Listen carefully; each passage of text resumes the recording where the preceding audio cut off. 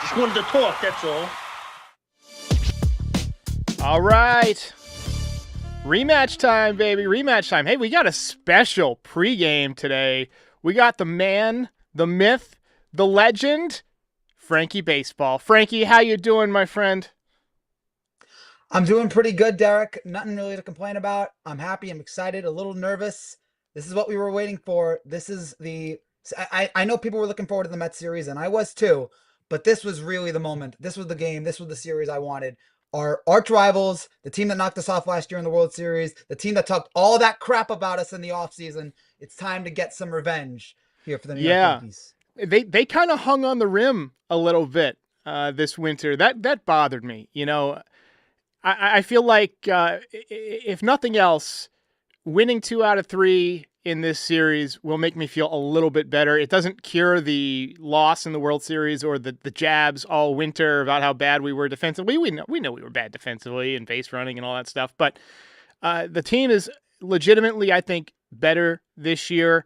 The Yankees have a better record than the Dodgers at this point, which I would not have speculated. And they're playing well. If they win this series, that will be 8 consecutive series victories. And, I'm feeling good about the pitching matchups. We can talk about that. We've got Max Fried going tonight. I haven't seen the lineup come out yet. Do you happen to know if it's out yet? It just came out about a half hour ago. Okay, I'm going to pull up the lineup real quick, and we can walk through tonight's lineup real quick. Yeah. All right, so we've got Max on the mound. Let me just pull this up so everybody can see it. Trent Grisham leading off. We got Aaron Judge in the number 2 hole. We have got Cody Bellinger batting 3rd. Paul Goldschmidt batting 4th. Ben Rice batting 5th. Volpe batting 6th. Austin Wells batting 7th. Yorbit Vivas getting a chance in the rematch here, batting 8th. And Oswald Peraza batting 9th. Frankie, how you feeling about this lineup? Feeling pretty good about it, except I got to ask you as the huge Martian fan, how you feeling? Another series opener here, a huge series opener, and the Yankees are like, nah, on Dominguez. Do you think that's more defensive lineup, defensive outfield choice there? You know, I wish they would play him more. I feel like Trent Grisham is kind of reverting back to the guy who, we saw last year. I mean, he had an exceptional hot streak, but he's cooling off quite a bit. I would have rather seen Dominguez in there tonight. I do imagine we'll see him the next couple of days. We might see him get a chance tonight. It will be on Apple TV, which I don't know if everybody has Apple TV. I'm sure not everybody does. But the coverage on Apple TV, the announcers aren't great, but I find the camera angles and like the on-field cameras and the overlays and stuff to all be really, really good. Raymond Vellon says Volpe should be lower. Hey, how you feeling about Volpe? I feel like he gets a lot of crap from Yankees fans, I guess haters, but also just kind of, people who saw his batting average the first couple of years and can't let go of that. I get it. It's weird with Volpe. It's just the inconsistency that I'm just kind of concerned about right now. There are times where you're like, this guy. Hello, Lori. There's times when you look at him and you just go, this guy should not be anywhere near Major League field. And then there's times you're like, oh, he looks great. Like it's just the ups and downs of Volpe right now are just concerning. But he is who he is at this point. I still would like him in the lineup. I still would hope that he's on our team in the future. But you just got to deal with it. Sometimes he's going to be great and sometimes he's going to be bad. And let's just hope this is one of those great series from him. Mr. Washington here says, Yorbit Vivas has potential. It's just how long are you going to be willing to invest in him?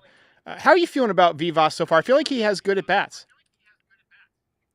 He does. He's been looking nice so far, but he's still got a long way to go. I mean, ever since last spring training, I've been really excited about watching him so far. And he's had a couple good moments here and there, but not really.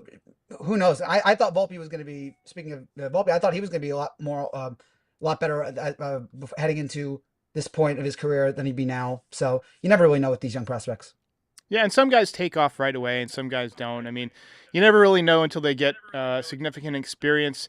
All right, let's talk a little bit about the starting pitching matchups. I feel like the Yankees have the edge in this series. I'm really looking forward to seeing what Will Warren can do. I said it the other day, games like this are what separate the men from the boys in terms of rookies, right? I mean, this is national TV. Well, Is it national TV? It's Apple TV isn't really. It's more of like a streaming No, service. no, it's not. It's still a big time game, big time audience. He's been killing it lately, but this is going to be the toughest lineup he's faced in a while. They've actually scored, I believe, more runs than the Yankees this year, and the Yankees have scored a lot of runs. How do you feel about Warren in this series? Do you think he's going to live up to what he's been doing lately, or do you think he's going to take a step back? Not sure because it is the Dodgers. I mean, and as well as he's been playing as of late, you're going up against this lineup with all of these all-stars and MVPs on it. This is the kind of thing that'll challenge you here. But I'm like you. I'm much more confident in seeing Fried out there, seeing Rodon out there, even seeing Yarbrough out there after his great outing last time out against the Angels. I'm much more confident in seeing those guys out. But I'm hoping maybe Warren will be the game that we lose, and then Fried and Rodon / Yarbrough will be the winning games here. Haven't really figured it out. Hopefully it's whatever it is, just get two. However you do it, whether it's Friday, Saturday, Friday, Sunday, Saturday, Sunday, just get 2 wins, Yankees. Just make us feel good here. And don't embarrass yourself. That is my big number one thing with the Yankees here. Even if you lose, go down swinging. Do not blow a 5-run lead and don't have like 100 errors in 1 inning. That's all I ask. Yeah, I can't live with being a meme on Monday. That's just not going to be fun. I love what we're seeing from Carlos Rodon. Do you think that he's, turned the corner in terms of his Yankees career? Because to me, he looks like a totally different guy than we saw the last couple of years. Absolutely, 100%. I never thought I would be this in love with Carlos Rodon, but every time he's out there, I don't know what changed. Whatever it is, whether it was mental, whether it was Matt Blake doing something magical there, I don't know what it was, but he's figured it out and he has turned into a legit. I mentioned it to you a couple days ago on the show. The Yankees have 2 of the top 10 pitchers in the American League right now. I think that's fair to say. In Fried and Rodon, they have 2. Fried's probably second right now behind Tarek Skubal, and then Rodon is somewhere in the top 10 the way he's dealing. So I mean, the guy, I can't believe that the guy who was the one most responsible for the meatball song is now the guy who's just constantly just throwing absolute, just fantastic outings every time out there. I never would have thought I'd seen it. I thought for sure after year 1, I'm like, this contract's a disaster, but he's turned it around. All credit to him. Yeah, and Ryan Yarbrough, if he ends up getting the start on Sunday, he's pitched well enough that I feel like he can mix and match, and I don't feel like he's going to be overwhelmed by the Dodgers at all. I feel like even if he's not breaking 90 miles an hour, he's got enough secondary stuff, enough command of the baseball that he can give us a quality start and at least keep us in the game. Yamamoto kind of scares me a little bit. The Yankees did nothing against him last year during the regular season in the Bronx. They did nothing against him in the World Series with the exception of Juan Soto, and you may have heard Juan Soto is having a tough year with the Mets. Yeah, too so bad. Sad. That's too bad. Hey, it's like Paulie Walnut says, I got my own frickin' problems. All right, so we're going to get some predictions real quick here. So my Nostra Derek predictions tonight, I'm going home runs from Judge and Volpe. Judge obviously had that slow World Series. He hasn't homered in a few games. He didn't hit any home runs in Anaheim, and he usually does. Like, you can count on him in Anaheim. And Volpe, I feel like he's been swinging the bat good. He had 5 RBIs in that series. And, he had that grand slam against the Dodgers in the World Series last year, so maybe he's feeling the confidence a little bit. What are your predictions here, Frankie, for the people who are listening? Got to go with the Judge home run. It might be easy, but screw it. You expect that he's going to do it again. What do you expect? I do want to ask you about Judge here a little bit. After I get to my next prediction, I'm also expecting a great outing out of Max Fried. 7 innings, 1 earned run. I think he's going to be lights out tonight. This is going to be his biggest outing as the Yankee. I think he's going to rise to the occasion. We are now at the end of May. I think tomorrow's the last day of May. They have Judge has 18 home runs. How many does he end with? He's on pace for mid-50s. I'm going to say, because he hasn't even really gotten super hot yet, I'm going to say 56. I'm going to say 56 this year, which I'll sign up for. I'll sign up for 56 right now. He doesn't need to hit 65. Before the season, I was thinking 70, 74, but he's kind of fallen so far behind the pace. I don't think that's going to happen. He doesn't have the kind of protection in the lineup that you need to put up those kind of numbers. And that often is the case with the best hitter in baseball. Like, Bonds got walked every time because who are you going to protect Barry Bonds with? Even Jeff Kent, he was great, but you'd much rather face Jeff Kent than Barry Bonds. So we got some Dodger fans here in the chat talking some smack, saying Ohtani 2 jacks tonight. I hope not. What's best for baseball, it's going to be terrible for a Yankee fan, but if we look ahead to the World Series, what you want as a baseball fan is Yankees, Dodgers, and Judge and Ohtani are both going off. That would Yeah. be, as the kids say, absolute cinema. Yeah, that would be. What they say about the Didi Gregorius home run when they were in England? Absolute box office. That's Yes, my new it favorite would thing. be. Absolute box office. Absolute Man, how box great office. was that London series? That was fun, man. That was a lot of fun. Yeah, I wouldn't mind doing that. I mean, I don't know if it'd be Yankees Red Sox because I want those series to be in New York and Boston. But yeah, London series, the announcers are great, the atmosphere is great. Would love to see that again. Yeah. I didn't really care for the Field of Dreams game because of the way it ended, but it was still kind of cool to have that. It was so And cool in the moment, though. yeah, it was. It was like up until the ninth inning, like when we had I think it was Judge and Stanton hit back-to-back Yes. home runs to take the lead, Yes. and I was just I was crazy. I went absolutely nuts. And then Tim Anderson hit that home run, and then that was the end of it. That was the end of his baseball career as well, Tim Anderson. That was the end of it. tough spot for him. But the other thing is the Little League World Series Classic game. That was fun. Yankees lost that one late too to the Tigers, but I thought that was still kind of a cool thing. Just the vibes of all the kids that were there to see the game, all the kids in attendance. That was a ton of fun. But tell anyway. us in the comments below. Where else should we go? We've gone to London, Field of Dreams, and the Little League World Series. Where else did the Yankees go? What's that? There's like Mexico City, right? There was the mountain one where there was like 9 home runs combined between the two teams. That one was cool. I would love to see a Caribbean series where maybe Yankees and Marlins, and instead of playing maybe you do it during the cold part of the year, right? And instead of playing in New York, you play in, I don't know, maybe Puerto Rico. There's a strong history of Yankees from Puerto Rico. Baseball players in general from Puerto Rico can do, Dominican Republic. I don't know if they have the facilities, but MLB can build those facilities and then use those facilities to bring up other young players. I think that would be cool. All right, Frankie. So what's on your mind? Let's just get what's in your mind as we approach this series. What are you thinking of? What's gnawing on your brain? We got to get inside that head. You don't want to get inside this head, but what's gnawing at me right now, there isn't really much gnawing about the Yankees. I mean, they've won 7 straight series. We're on a roll. I mean, there's got to be something, Frankie. There's got to be something. I got something. And I'm not even going to complain about DJ LeMahieu and his terrible at-bats. I'm going to complain about the fact that Friday night, Yankees-Dodgers, powerhouse box office series, there's no NBA games, there's no NHL games, and yet this game, which in a different time would be the biggest story going on in sports, I wish that there was a better place for people to see this game nationally. The fact that we have to resort to Apple TV, albeit Apple TV gives a great broadcast. I think you've raved about the Apple TV broadcast. I have too. I really enjoyed it. But millions of people don't have Apple TV the way they have, like, if you're thinking of other streaming services like Netflix or Amazon, or forget that, even, ESPN or Fox. Like, this should be, if we're thinking rationally here, this should be a Fox game. Yankees, Dodgers, I don't know how Fox does Friday night games, but this should be on Fox, or it should be on FS1, something. But I hate the fact that this game is being put behind a paywall. It should not be for this series. I'm glad that Saturday's on Fox. I'm glad that Sunday is on ESPN. But Friday night, this should be a game that the whole country gets to see, and you don't have to put it behind a paywall. Yeah, I agree with you. We had an idea here. Wayne Wilcox says Yankees versus the Cuban national team. Then we bring home a third baseman. I like it. On the SS Steinbrenner. I was thinking maybe a Bull Durham game, if that's possible. If we're going to do baseball movies, I'd like to see it on the Bull Durham field. So there's actually 2 Bull Durham fields. There's the original Durham Bulls ballpark, and then they rebuilt it in the late 90s, a newer version, which is also really nice. And it's got kind of like a green monster, but it's blue, and it's got the bull up on top. And so I was playing in a men's league baseball game a couple of years ago on the old field where they filmed the movie, and I hit one off the very top of the very top of the fence, like an Austin Wells shot, and it came back in. I was so pissed because I destroyed it, and it would have been a grand slam.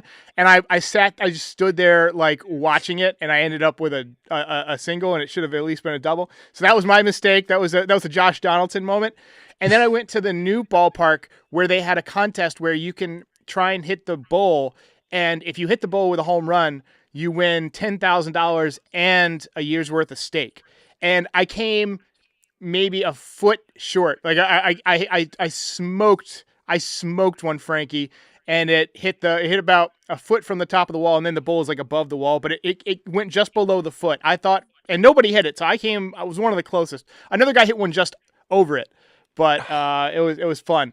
And it was wood bat too, so it was not easy. All right, we're gonna get a quick word from Spot and Tango, then we'll be back with your final comments here as we approach another Friday night baseball game on the way. Kratz, my pup was picky, not anymore with Spot and Tango Unkibble, and it is about 40% less expensive than frozen food. So we're saving in the wallet and we're making our pups happier. Let's go apples to apples. I'm not cheap, but I don't want to waste my money on something that's good for my dog. This is perfect. Yeah, they are very excited.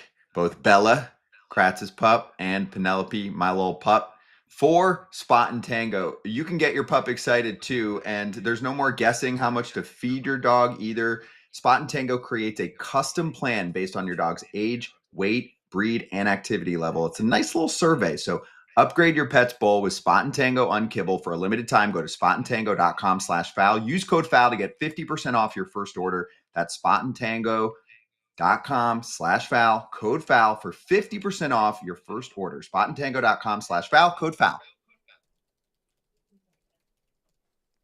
All right, Frankie. So once again, I'm going to put up the lineup just in case anybody missed it here.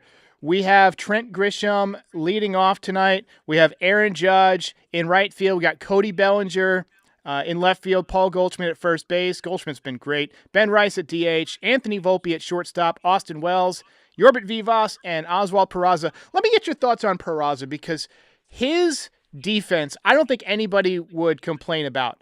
It's been phenomenal. Do you think the guy's ever going to hit? Or do you think he's just one of these quadruple A hitters who hits pretty decent in the minor leagues but just gets to the majors and is just overmatched?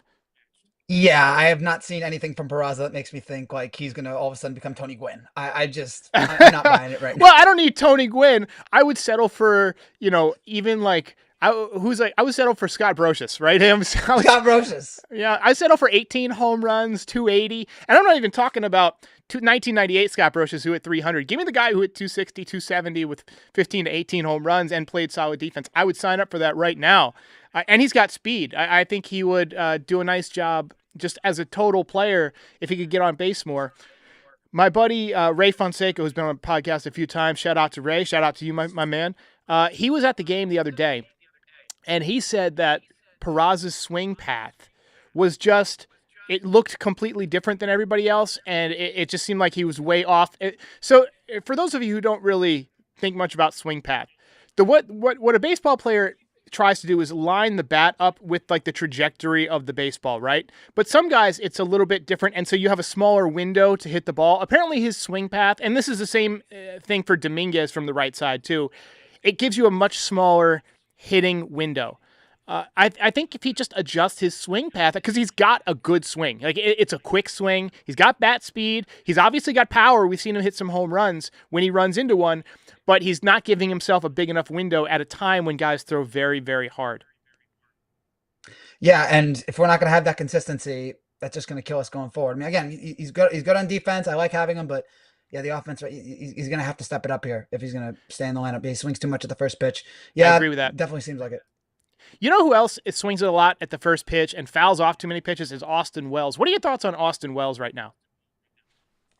I mean, he's been good for us here so far. No complaints about Austin Wells, considering what is he? I mean, I guess I expected a little bit more. 8 home runs, 31 RBIs, but batting 206. I think what was our over/under heading into I think we had like 19 and a half. 19 and a half. Yeah, I'm looking it up right now. Yeah, I think he'll get it. But yeah, he's been good for us. Again, I don't really have anything to complain about, Derek. This is very, very for me. Usually you have me come on and I'm screaming and yell about something. No, we're doing pretty well. The lineup's hitting. Pitching is solid. Nothing to complain about. It's a rare Frankie. A Frankie that is happy about the Yankees. Yeah. It's rare. It's the Knicks who I'm upset about right now. Y'all on the West Coast are real ones for staying up for a 7:10 Pacific time game. It'll be worth it. Dude, I'm so over the West Coast, man. Like, these games, like doing 12:30 shows, and then, I work mornings. I work for a West Coast podcast operation, and so I'm up editing podcasts in the morning early so that like the stuff they shoot before can be ready when they come in. And so I'm kind of burning the candle at both ends on the weeks that the Yankees are out west. So I'm looking forward to getting back to, getting to sleep at 10:30 p.m. or whatever as soon as I polish off the post game. I've been sleeping in the other room, Frankie, and it's really, really hot in there. There's very little air conditioning, and it's rough. And that's why I have these huge bags under my eyes right now. My wife's a teacher, so she gets up at, I'd say 5:30 in the morning most days, sometimes earlier. And it takes her a little while to get organized and so forth. And so I don't want to go to bed at 2:00 in the morning and disrupt her sleep. So I just kind of, on the West Coast games, I sleep in the guest room, and my cat comes and spends the night with me, and my cat gets hungry at 4 in the morning and starts meowing. And it's a nightmare when these trips are happening. So I'm ready for East Coast baseball, Frankie. All right, last question to finish off. How are we feeling about the Knicks' chances? You said if there is a Game 7, you're going to be there. How are we feeling as we head back to Indiana tomorrow? It's weird. I was just on call with my cousins who are also both big Knicks fans, and I was telling them that I don't think they're going to win Game 6, and they were just getting on me. You're not a real Knicks fan. Shut up. What are you talking about? And I just got to say, like, last night was a great win. Brunson and Cat played spectacularly. But I just don't think that is Halliburton going to go back to Indiana. And he only had 7 shots last night. Like the Indiana just can't. Were they sandbagging so they could win at home? That's kind of what I got the feeling. You see that a lot where teams, like, if they have a 3-1 advantage in Game 5, they'll just kind of like take their foot off the gas. We saw the Heat do that a couple of times during their run. Do you think they were kind of sandbagging? Do you think they're going to come out tomorrow? And also, if the Knicks win, does that shift the pressure enormously to the Pacers? Because not only you got to go back to the Garden, but you got to contend with, are we going to be a team that blows a 3-game lead? And the Knicks should have won Game 1. Like it should be the other way right now. So the Knicks have almost outplayed them in the series. Absolutely. That Game 1, which by the way, I take full responsibility for because it was, what was it, last Wednesday, I think it was. You said we're up by 16 as I was starting the show, and then from there... It was during the ad read. I would never interrupt you during your show. But yes, I did that, and I jinxed it completely. So this is all my fault. Blame me, Knicks fans. But if the Knicks win Game 6, and I don't think that's going to happen because I think Indiana's going to come out, and they're going to be a lot more lively, and the atmosphere is going to be incredible, and I think they're going to win. Leave that comment up for a second. I think we're going to, if they win Game 6, I think they'll win the series, but I don't think Indiana is going to win. I think Indiana is going to finish it off tomorrow. Carlos with a great comment. I like Frankie's apartment. It reminds me of Art Deco, like in Batman the Animated Series. Thank you very much. Shout out to my family for putting together a really nice background here. And it looks awesome. All these, this is great for the podcast crowd, but yes, all these different Funko Pops behind me and a nice movie theater setup. Come down here and watch Yankee games with me. This is what I'm gonna be watching tonight. Franco, we got to do a watch party from your man cave at some point. So this is something I've been considering for a long time, but one of these days is probably far in the future because I don't have the income for it yet. I would like to get a separate studio like behind my house that's like a little tiny house. You know those little tiny houses that they have that are like 50, 80 feet, and just have that be my studio and just have the whole thing be decked out and have like, I would have to get like internet wired in. I would have to get plumbing, for a toilet or whatever. That's all very expensive, but the tiny houses are actually pretty affordable, and you're allowed to put them in my backyard, like where there's somebody who has one. They use it as like a little pool house or whatever. So that's kind of like my dream, and I would probably have it kind of set up like you have with the recessed lighting and kind of like cool ceilings and some fun game watching chairs. My ideal scenario is to have kind of like almost like a movie theater type of seating that also doubles as a podcast studio, right? I have kind of Studio B is kind of set up that way, but the cameras are too far away and I don't have a high enough quality camera in there to like really do it. So we've kind of reverted back to Studio A here. But Frankie, enough boring the people here. We've talked a lot of Yankees, but we've also talked a lot of other stuff. But tonight, any prediction? Who wins tonight? What do you think? I'm going to say the Yankees. This could be a hard pick, but it could also be a head pick. They're playing great right now. They're healthier than the Dodgers, but I wasn't also expecting. They're just playing. They just have a little bit of fire right now. I think all that motivation and all that from all the crap that Chris Taylor and all the Dodgers were talking about. How about Judge's comments? I don't know if we got that today, where Judge was like, The guys who are talking are the guys that didn't do much in the series. Right. I love that. Thank you, Aaron. You are my captain. I think all of that captain, is my manifest captain. in a Yankee victory. Yeah, I agree with you, Frankie. I'm going to say 5-2 Yanks. Sam G says 6-2, kind of on the same wavelength. And I guess we'll find out in a few hours. Game time in about 90 minutes. Be sure to like and subscribe on all your favorite podcast platforms. Frankie, are you going to come on more? We love having you on the show. Once the Knicks are done, you're free more often. That'll probably be, in a couple days. We'll get you on for more pregame shows. Frankie, thanks so much. We'll see you guys next time. Thank you, brother. If you made it this far, do us a favor, hit the like button, hit the subscribe button, and join our community. You can also be a part of the show by calling in at 718-899-1068. Also, part of the way that we maintain and fund all of this is through NYYDesigns.shop. Check it out now. Get all sorts of fun Yankees merch, hats, hoodies, zip-ups, beanies, mugs, you name it. We've got it. Check it out, NYYDesigns.shop, and check out Pinstripe Territory on all your favorite podcast platforms. We are the official Yankees podcast of the Foul Territory Network. We're here for post-game shows after every single game, and we're here before a lot of games to talk about the game, preview the lineup, the pitching matchups, and things like that. And we're here all off-season to talk about the latest in Yankees rumors, news, etc. Join our community. We'll see you next time.